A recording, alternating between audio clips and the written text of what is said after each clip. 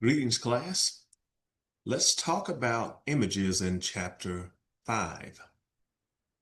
Images are techniques in terms of web development that take special syntax. If you do them wrong, your images don't show up. If we aren't cognizant of placing alternative text on the images, then people who are blind may not be able to experience your website as well as they need to using screen readers, that type of thing. So there's some special techniques we're going to teach you to help maximize the ability for your website to really communicate well, to show the images in terms of content that you wish to display. Let me share my screen and let's talk about how we might bring about images on your website. So this begins our discussion related to chapter number 5. I'm going to add a new file to our system. Noting that indeed this is going to be chapter 5. And on this one, it really talks about images.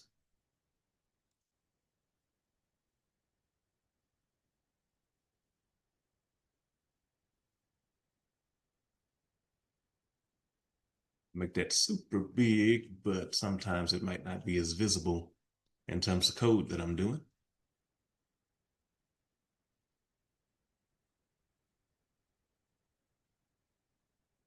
A journey on images, and remembering again, I've added another page to the system, so I must be cognizant about making sure I can link to and from it.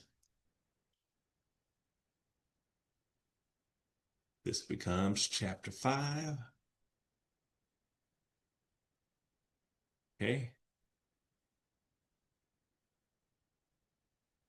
And every previous page, especially index, must have a link to our new content.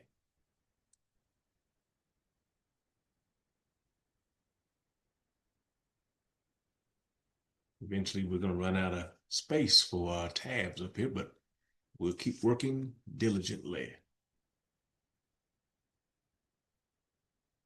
Okay, chapter 5.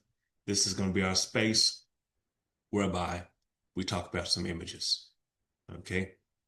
Organization matters tremendously as it relates to images. So that means that we have to make sure that we have a structure for storing them.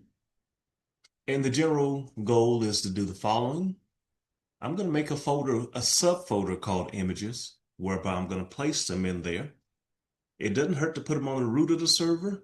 By the root, I mean at the same level as all your index pages over here when you're first starting out. But websites become so large over time, you really want to have subfolders to help you organize it. Subfolders change the way that we also link to.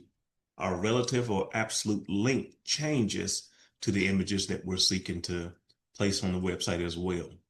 Subfolders change past, but if we're cognizant and we know our file tree, we're going to be okay.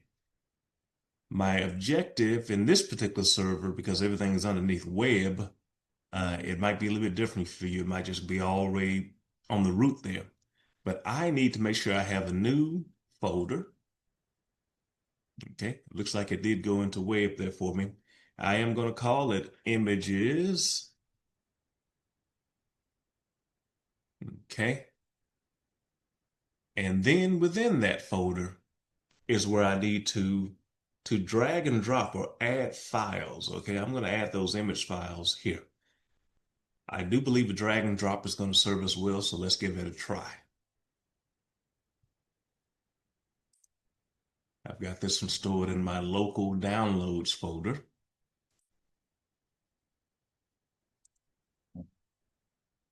And in that, I have a subfolder called images as well. Okay. My objective, if it let me, is to drag and drop my logo, this little logo I got from my TysonMcMillan.com, right into that images folder right there. Aha. So you now see that logo.png, lowercase l, lives in the images folder.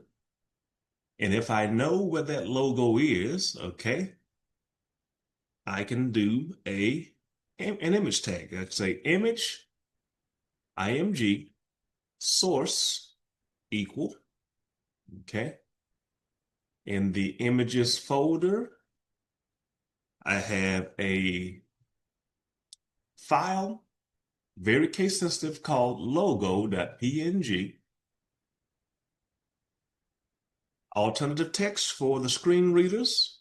All right, this is a Dr. T logo. I can set the width and the height to 200. That's in terms of pixels. And let's go look at our preview through the miracle of computing and see what's happening there with this.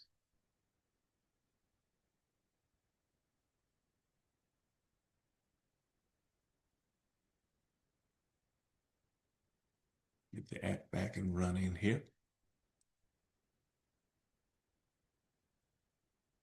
Sometimes it goes to sleep and we have to wake it back up.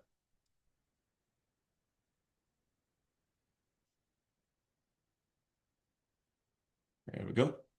And so I've refreshed, woke it back up, and let's go down to chapter 5. Now, I really need to make sure that my images folder is right there. See, otherwise we're only seeing the Dr. T logo. Okay, we're only seeing that, but we're not seeing the image itself. So we only see the alternative text. That tells me that there's a broken link in there. Let's go explore that together. Oh, I call it PNP. That'll do it. PNG, portable network graphic. It's a very, very case sensitive thing. You can see even as an experienced developer, I can make mistakes like that. So I had the right path, wrong file name, and it broke it. That is Images 101, folks. Certainly very, very important to remember that criteria moving forward. So images have a source, they have a role, they have alternative text, they have width and height attributes. You say, oh my goodness, did I see that logo was a little bit stretched, it didn't fit very well. That's where you need to really kind of play with the width and the height. I might make the width longer, okay, and see what effect that would have in our refresh. Okay, that's looking better, okay, in terms of the Dr. T logo. There's a website out there called cooltext.com where you can make custom logos. You're going to download those images, upload it to the server, use that image criteria to bring forth an image on screen. Same kind of concept there. Now, I might require you to add an image on a page that already exists. And so as an example, let's go out to TysonMcMillan.com and find an image that I want to pull, right? If I say copy image URL, is use something to that effect. Copy image link.